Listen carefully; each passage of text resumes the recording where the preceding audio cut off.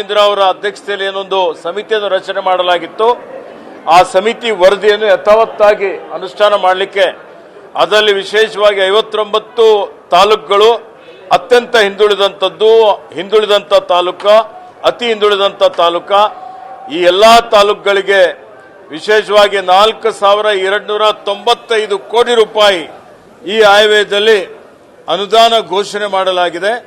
ಅದರ ಜೊತೆಯಲ್ಲಿ ಕಲ್ಯಾಣ ಕರ್ನಾಟಕಕ್ಕೆ ಹೆಚ್ಚಿನ ಒಂದು ಒತ್ತು ಕೊಡಲಿಕ್ಕೆ 5,000 ಕೋಟಿ ರೂಪಾಯಿ ಈ ವರ್ಷನೂ ಅನುದಾನ ಘೋಷಣೆ ಮಾಡಲಾಗಿದೆ. ಅದರಲ್ಲಿ ಶಿಕ್ಷಣಕ್ಕೆ ಮತ್ತು ಆರೋಗ್ಯಕ್ಕೆ, ಹಾಗೆ ಇವತ್ತು ಮಕ್ಕಳ ಅಪೌಷ್ಟಿಕತೆ ನಿವಾರಣೆ ಮಾಡಲಿಕ್ಕೆ ಹೆಚ್ಚಿನ ಒಂದು ಒತ್ತು ಕೊಡಬೇಕು ಅನ್ನುವಂಥದ್ದು ಇವತ್ತು ಇವೆಲ್ಲ ಕಾರ್ಯಕ್ರಮಗಳು ಜಾರಿ ಮಾಡುವಂತಹ ಒಂದು ದೃಷ್ಟಿಯಿಂದ ಈ ಒಂದು ಆಯವ್ಯಯ ಅಭಿವೃದ್ಧಿಗೆ ಪೂರಕವಾಗಿದೆ.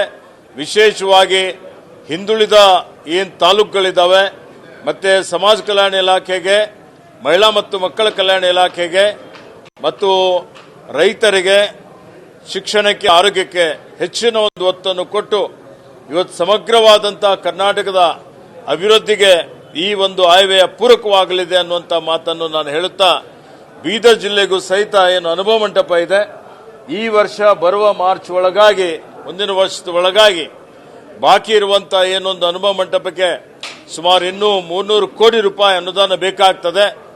ಅದನ್ನು ಒದಗಿಸಿ ಅನುಭವ ಮಂಟಪ ಪೂರ್ಣಗೊಳಿಸಿ ಅದನ್ನು ಲೋಕಾರ್ಪಣೆ ಮಾಡಲಾಗುವುದು ಅನ್ನುವಂಥದ್ದು ಘೋಷಣೆ ಮಾಡಲಾಗಿದೆ. ಹಾಗೆ ಇದು ಬೀದರ್ ಜಿಲ್ಲೆಯಲ್ಲಿರುವಂತಹ ಸಣ್ಣ ನೀರಾವರಿ ಯೋಜನೆ, ಇವತ್ತು ಕೆರೆಗಳ ಅಭಿವೃದ್ಧಿ ಮಾಡುವಂಥದ್ದು, ಆರೋಗ್ಯ ಮತ್ತು ಶಿಕ್ಷಣಕ್ಕೆ ಹೆಚ್ಚಿನ ಒಂದು ಒತ್ತನ್ನು ಕೊಟ್ಟು ಕಾರ್ಮಿಕ ಇಲಾಖೆಯಿಂದ ವಸತಿ ಶಾಲೆ ಘೋಷಣೆ ಮಾಡಲಾಗಿದೆ.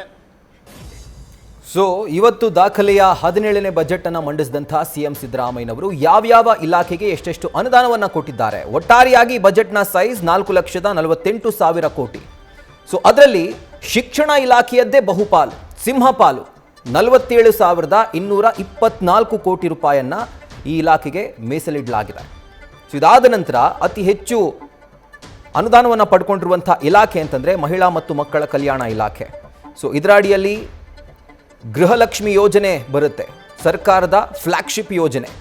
ಸೊ ಈ ಒಂದು ಇಲಾಖೆಗೆ 34,929 ಕೋಟಿ ರೂಪಾಯಿಯನ್ನು ಮೀಸಲಿಡಲಾಗಿದೆ. ಇದಾದ ಮೇಲೆ ಬರುವಂಥದ್ದು ಇಂಧನ ಇಲಾಖೆ 29,947 ಕೋಟಿ ರೂಪಾಯಿ. ಗ್ರಾಮೀಣಾಭಿವೃದ್ಧಿ ಮತ್ತು ಪಂಚಾಯತ್ ರಾಜ್ ಇಲಾಖೆಗೆ 26,559 ಕೋಟಿಯನ್ನು ಈ ಬಜೆಟ್ನಲ್ಲಿ ಮೀಸಲಿಡಲಾಗಿದೆ. ಇನ್ನು ನೀರಾವರಿ ಇಲಾಖೆ 22,436 ಕೋಟಿ ರೂಪಾಯಿ. ನಗರಾಭಿವೃದ್ಧಿ ಮತ್ತು ವಸತಿ ಇಲಾಖೆ ಇದಕ್ಕೆ 22,203 ಕೋಟಿ ರೂಪಾಯಿ. ಇನ್ನು ಒಳಾಡಳಿತ ಮತ್ತು ಸಾರಿಗೆ ಇಲಾಖೆ ಸೊ 23,100 ಕೋಟಿ ರೂಪಾಯಿಯನ್ನು ಮೀಸಲಿಡಲಾಗಿದೆ. ಶಕ್ತಿ ಯೋಜನೆ ಬರುವಂಥ ಇಲಾಖೆ ಅದು. ಇದಾದ ನಂತರ ಆರೋಗ್ಯ ಮತ್ತು ಕುಟುಂಬ ಕಲ್ಯಾಣ ಇಲಾಖೆ 17,817 ಕೋಟಿ ರೂಪಾಯಿನ ಈ ಒಂದು ಡಿಪಾರ್ಟ್ಮೆಂಟ್ಗೆ ಬಜೆಟ್ನಲ್ಲಿ ಮೀಸಲಿಡಲಾಗಿದೆ. ಕಂದಾಯ ಇಲಾಖೆ 19,843 ಕೋಟಿ ರೂಪಾಯಿಯನ್ನು ಬಜೆಟ್ನಲ್ಲಿ ಅಲೋಕೇಟ್ ಮಾಡಲಾಗಿದೆ. ಸಮಾಜ ಕಲ್ಯಾಣ ಇಲಾಖೆ ಸಿಎಂ ಸಿದ್ದರಾಮಯ್ಯನವರ ಅತ್ಯಂತ ಪ್ರಿಯವಾದಂಥ ಇಲಾಖೆ ಇದು, 18,612 ಕೋಟಿ ರೂಪಾಯಿ. ಲೋಕೋಪಯೋಗಿ ಇಲಾಖೆ ಇನ್ಫ್ಯಾಕ್ಟ್ ಆಶ್ಚರ್ಯಕರ ಅಲೋಕೇಶನ್ ಇದೆ. ಯಾಕೆ ಅಂತಂದರೆ ಬಹುಪಾಲು, ಸಿಂಹಪಾಲು ಐದರ್ ಜಲಸಂಪನ್ಮೂಲ ಇಲಾಖೆಗೆ ಹೋಗುತ್ತೆ, ಇಲ್ಲಾಂತಂದರೆ ಲೋಕೋಪಯೋಗಿ ಇಲಾಖೆಗೆ ಬರುತ್ತೆ. ಬಟ್ ಲೋಕೋಪಯೋಗಿ ಇಲಾಖೆಗೆ 11,424 ಕೋಟಿ ರೂಪಾಯಿಯನ್ನು ಈಗ ಅಲೋಕೇಟ್ ಮಾಡಲಾಗಿದೆ. ಆಹಾರ ಮತ್ತು ನಾಗರಿಕ ಸರಬರಾಜು ಇಲಾಖೆ 7,942 ಕೋಟಿ ರೂಪಾಯಿ.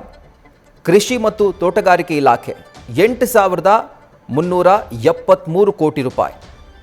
ಪಶುಸಂಗೋಪನೆ ಮತ್ತು ಮೀನುಗಾರಿಕೆ ಇಲಾಖೆಗೆ 4,084 ಕೋಟಿ ರೂಪಾಯಿ ಹಾಗೂ ಇತರೆ 1,72,757 ಕೋಟಿ ರೂಪಾಯಿಯನ್ನು ಮೀಸಲಿಡಲಾಗಿದೆ.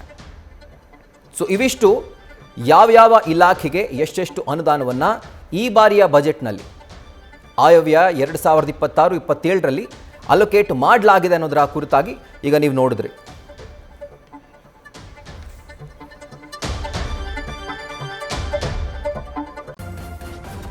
ನ್ಯೂಸ್ ಫಸ್ಟ್ ನಿರ್ಭೀತಿಯಿಂದ ನಿಮ್ಮ ಪರವಾಗಿ.